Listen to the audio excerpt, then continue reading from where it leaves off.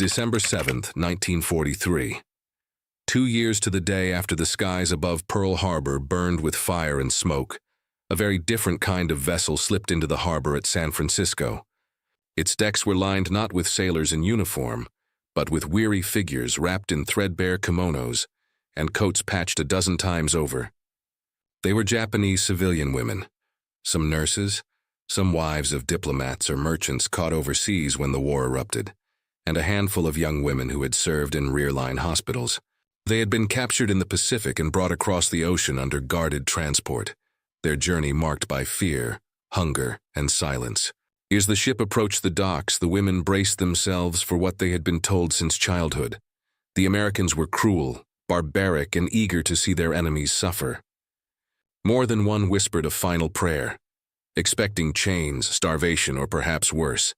The gangplank lowered with a metallic groan, and the women descended slowly, each step weighted by dread. Their eyes darted nervously toward the line of American soldiers flanking the dock. The uniforms were crisp, the rifles gleaming in the winter sun, but there was no jeering, no blows. Instead, the soldiers simply watched, their expressions unreadable, their silence punctuated only by the cry of a gull overhead. A thin fog clung to the bay, wrapping the scene in a gray shroud. Yet the scent that drifted toward the women was not gunpowder or oil, but something warm, yeasty, and strangely inviting. At the end of the pier, long wooden tables had been set up.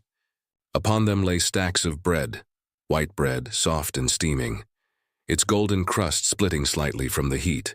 Beside it sat great trays of pork, fat sizzling along the edges, the smell curling through the damp air.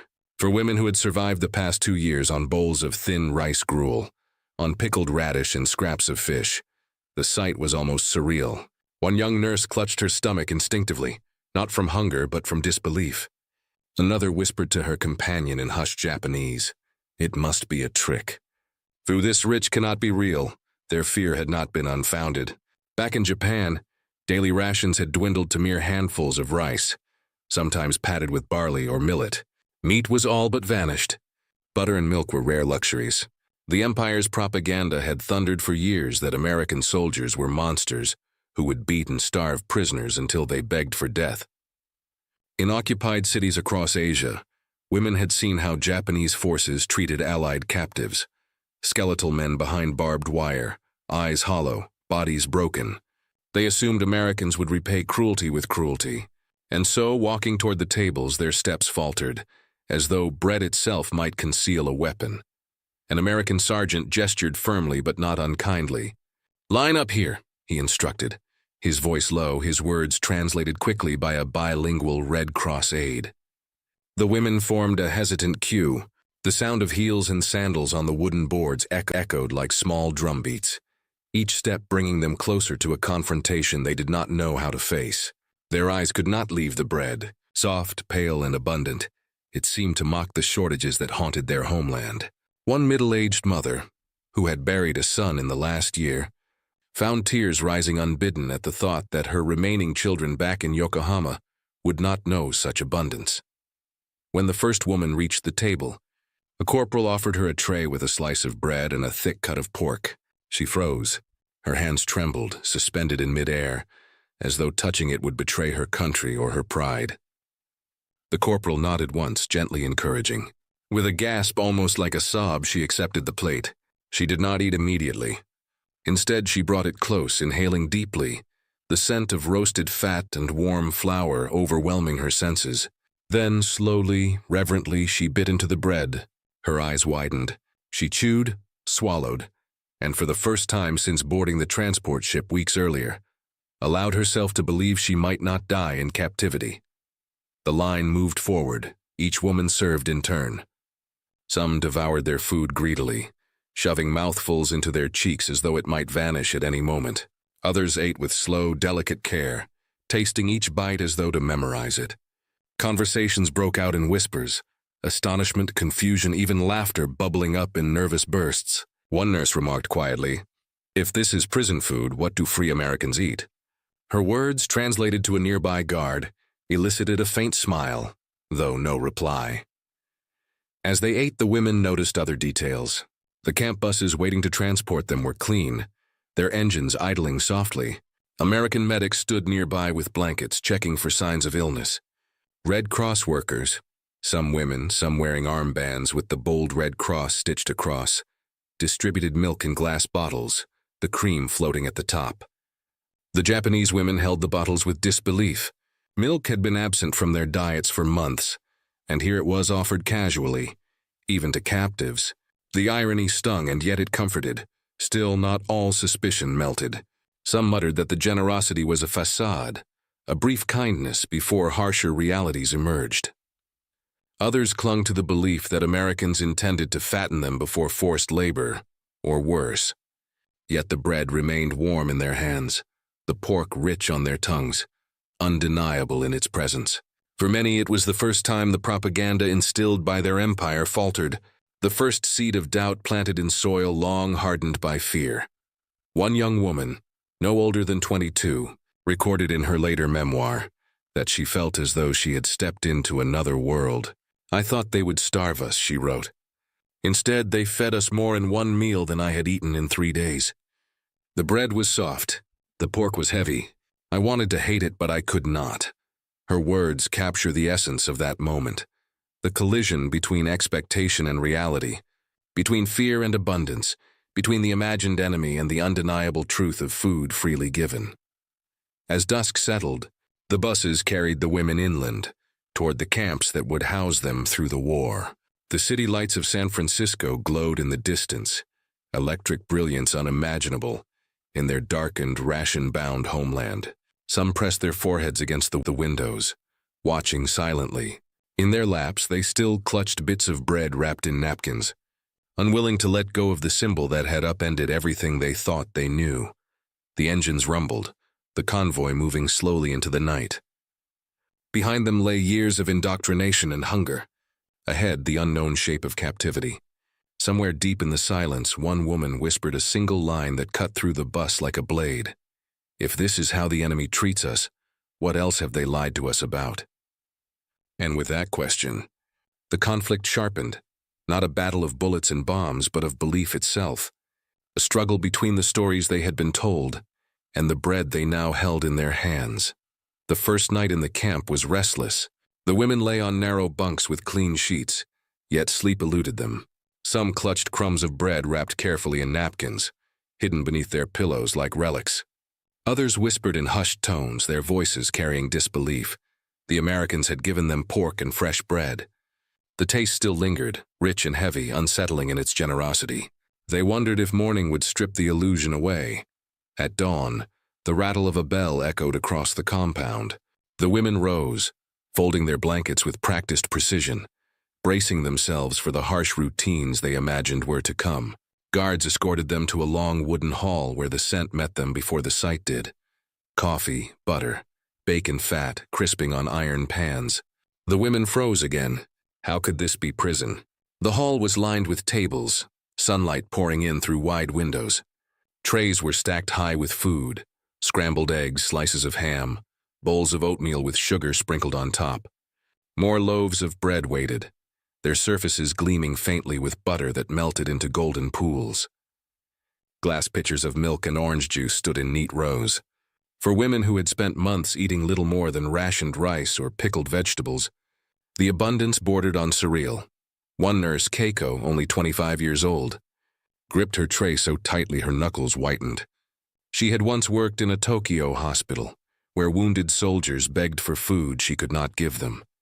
Now, standing in line, she fought tears as an American cook ladled eggs onto her plate. Her hunger screamed, yet pride held her still. She forced herself to bow slightly, murmuring a thank you in halting English.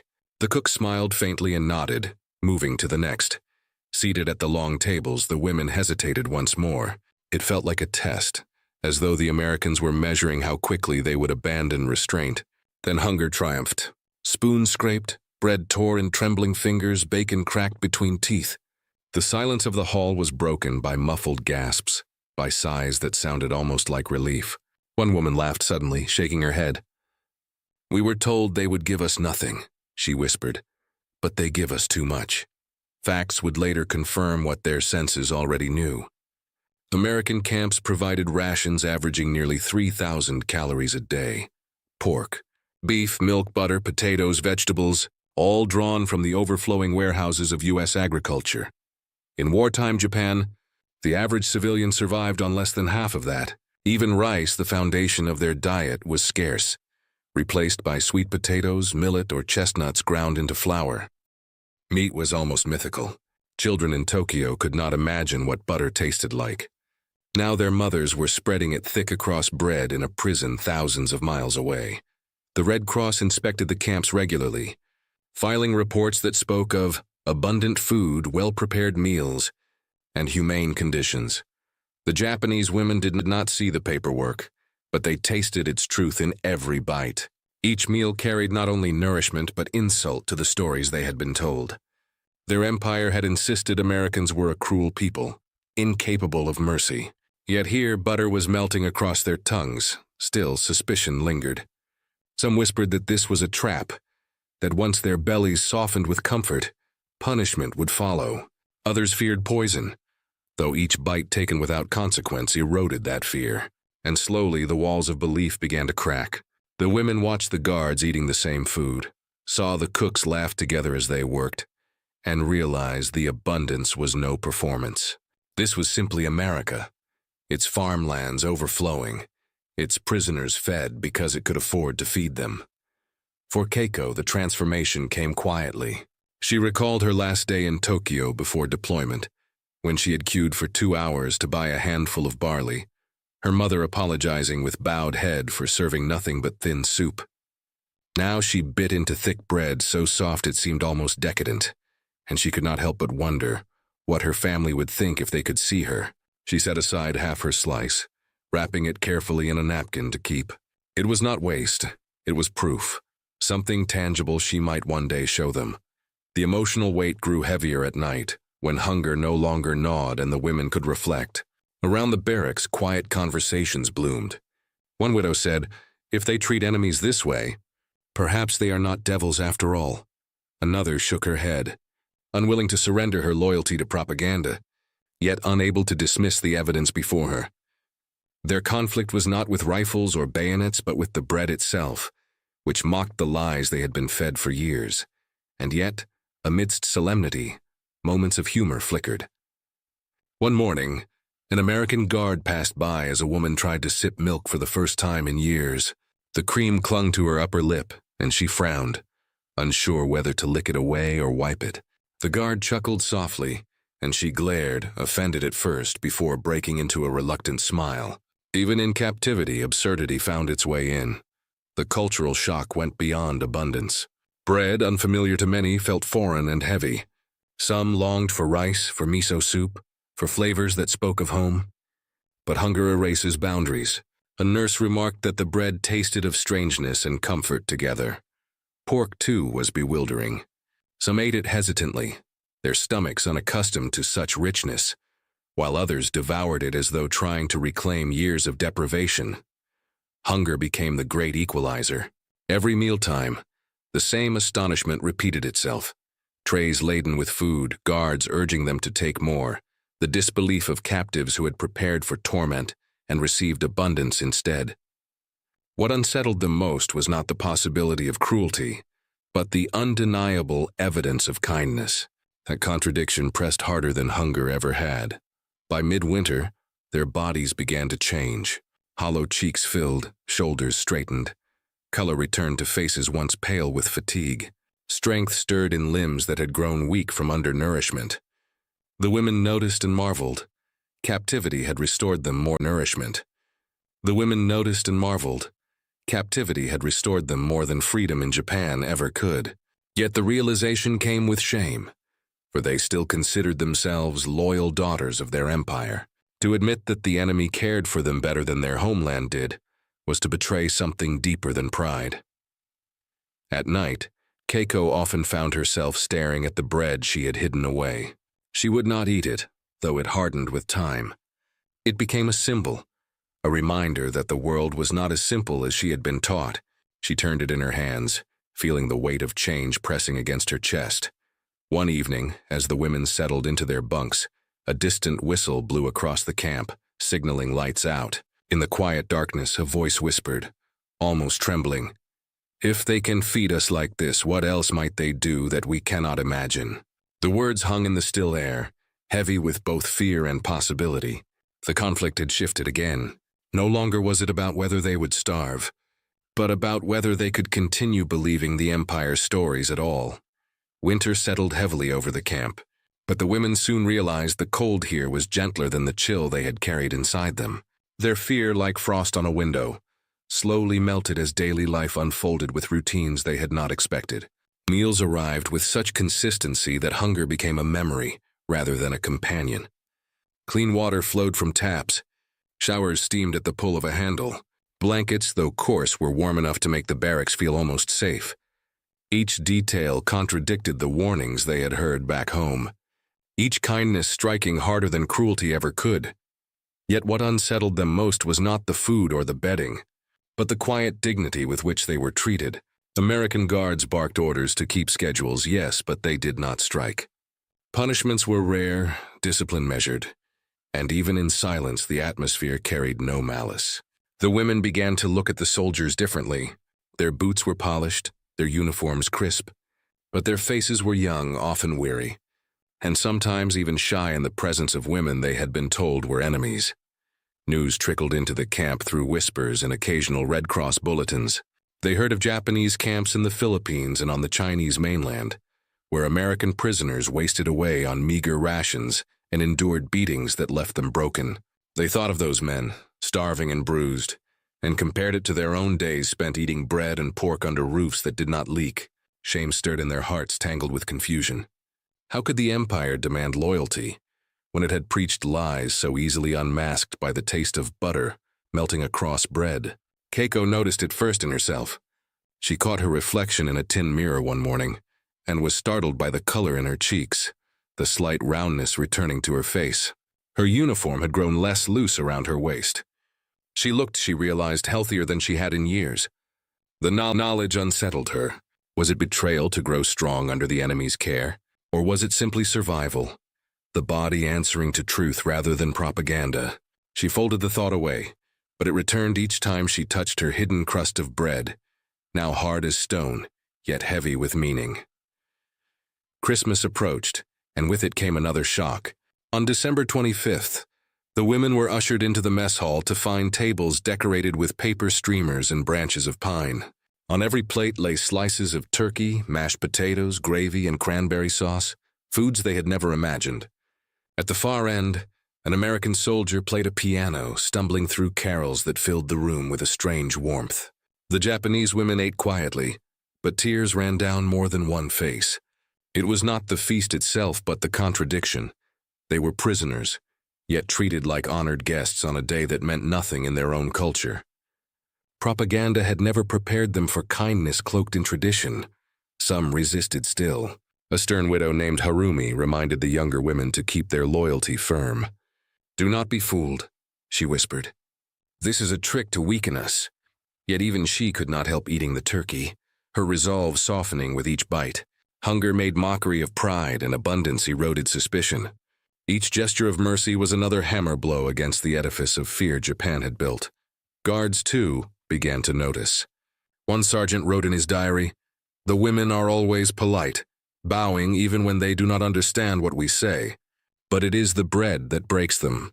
They look at it as if it were treasure. I sometimes think they bow to the loaf before they bow to us." His words captured what official reports could not. That food, more than rifles, was reshaping the war in their minds. The clash between propaganda and reality deepened when American cooks attempted to prepare Japanese-style meals. With guidance from Red Cross interpreters, they boiled rice, added soy sauce imported through neutral channels, and offered it alongside vegetables. The effort was clumsy, the flavor strange, but the gesture struck the women profoundly. To see the enemy attempt their own cuisine, even poorly, was an acknowledgement of their humanity. It left them shaken, for cruelty could be resisted, but kindness left them defenseless. Keiko found herself laughing one evening when a fellow nurse bit into the American rice and winced. "It tastes like porridge," the girl muttered. The barracks filled with stifled giggles, the sound foreign after months of solemnity. Laughter, too, was a weapon against fear, and it slipped through cracks propaganda could not seal. The transformation was gradual but undeniable. Each meal, each unexpected gesture, stripped away another layer of indoctrination. The Empire had painted Americans as brutes, yet here they were, serving milk in glass bottles and smiling as they poured. The Empire had promised starvation and torment, yet the women's bodies grew stronger, their cheeks flushed with health. The Empire had promised endless cruelty, yet sometimes a soldier tipped his cap or stepped aside to let them pass. The women began to ask, if these were monsters, what then did that make of those who had sent them to believe such lies? Still, conflict raged inside them. Loyalty was not easily abandoned, nor was the shame of seeing their nation exposed as weaker than the enemy they despised. Each kindness deepened the wound, forcing them to wrestle with truths they could not reconcile. The younger women adapted more quickly, embracing the abundance with open hearts. The older ones held tighter to suspicion, though their defenses cracked with each passing week. In the quiet of the barracks, Keiko often closed her eyes and remembered the faces of starving soldiers she had once nursed in Tokyo. She thought of their hollow cheeks, their whispers begging for food, their deaths unmarked by comfort. Then she opened her eyes to see her fellow captives eating pork chops larger than their hands, drinking milk until their bellies were full. The contrast gnawed at her. The Empire demanded her loyalty, but bread demanded her honesty. Which was stronger? One January evening, as snow dusted the ground outside, a guard delivered unexpected news. The women would soon be permitted to write letters home. Gasps rippled through the barracks. For the first time since capture, a thread back to Japan would be possible, but the announcement carried unspoken weight. What would they write? Could they tell their families the truth? That they ate better in prison than free people did in Tokyo? Or would they repeat the Empire's lies, protecting pride even as they betrayed their own senses? The women sat in silence, staring at the paper and pencils laid before them. The conflict sharpened again, no longer between hunger and abundance, but between truth and loyalty. The scratch of the first pen echoed like thunder in the quiet hall, each word written a choice between the world they had been promised and the world they now lived in. Spring thawed the camp slowly, snow giving way to damp earth and patches of grass that pushed stubbornly through the soil. By now, the women no longer flinched at the clang of the morning bell or the sight of guards at the gates. Life had become a rhythm they could navigate. Meals served at precise times, chores and inspections, moments of leisure spent sewing or walking the perimeter. The strangeness had not vanished, but it had softened into familiarity. What had once seemed a cruel trick now felt almost ordinary. And it was in that ordinariness that the true transformation revealed itself. Keiko, who had hidden that first crust of bread as if it were a sacred relic, found herself one afternoon holding a fresh slice without trembling. She no longer wrapped bread away to prove it existed. She simply ate, savoring without guilt. The act startled her. She realized she had crossed a boundary, not only in body, but in belief. Something inside her had yielded, not to propaganda or fear, but to simple reality. She was alive, she was stronger, and she had to admit that it was the Americans who had made it so. Letters home, when finally permitted, became confessions written in careful half-truths. Many women could not bear to admit they were well-fed. They wrote instead of long days and uncertainty, glossing over the abundance that might sound like betrayal to families surviving on scraps. Yet between the lines, hints of contradiction slipped through. "We are treated fairly," one woman wrote.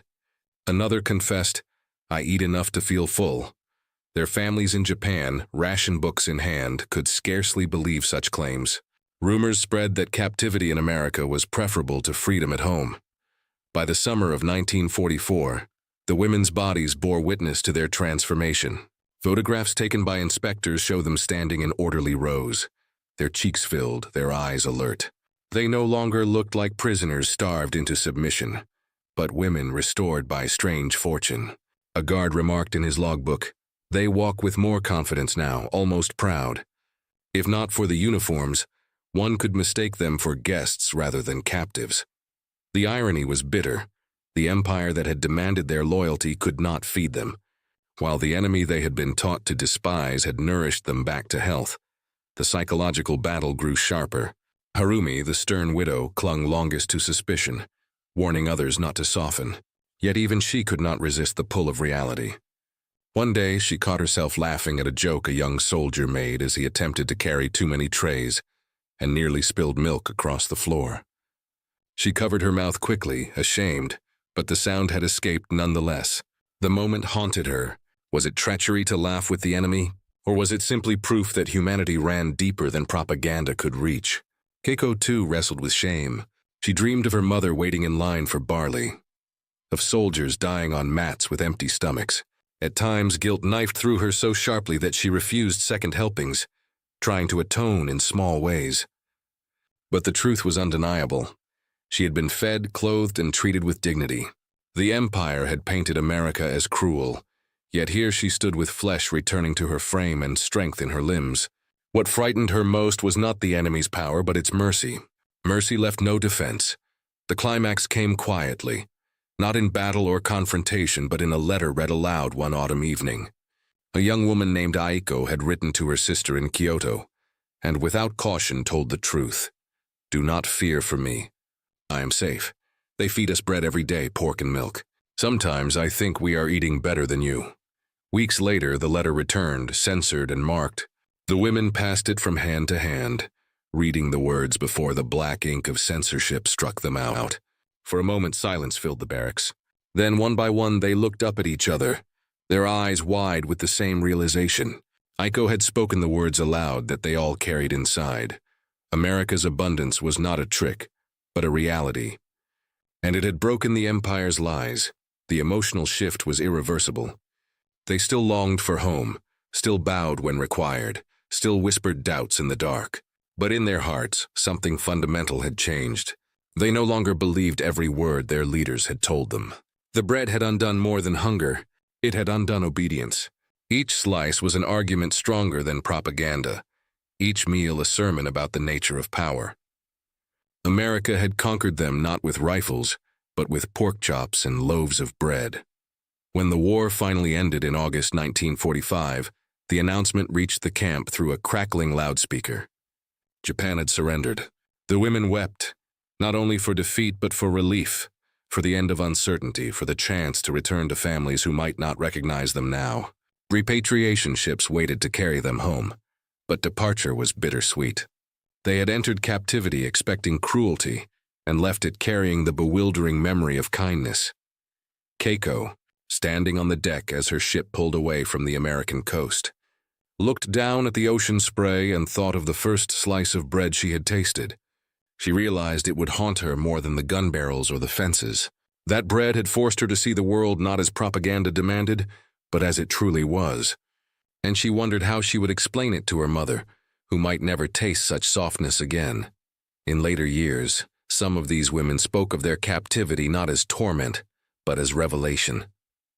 They told their children and grandchildren of the shock they felt when handed pork and fresh bread by the very soldiers they feared most. They described the clash between expectation and reality, how their loyalty cracked not under cruelty, but under mercy. Their memories became quiet testimonies, proof that wars are not only fought with bullets, but with the daily choices of how captives are treated. And yet, the legacy was not simple gratitude. It was a haunting recognition that America's abundance had humbled them more deeply than its weapons ever could. They had survived, yes, but survival carried its own burden. For in that survival lay the question that followed them home. Why had the enemy cared for them better than their own nation did? Years later, when Keiko was an old woman, she was asked what moment had changed her most during the war. She did not mention bombs, nor battles, nor the long ocean voyage. She only said the bread. "I thought they would starve us, but they gave us bread." That was the day everything I believed began to fall apart. Her words echo across history. Reminder that sometimes the most devastating weapon is not destruction, but generosity. Not terror, but food freely given.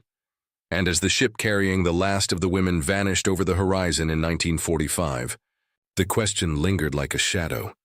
If the enemy could give bread in war, what else might be possible in peace?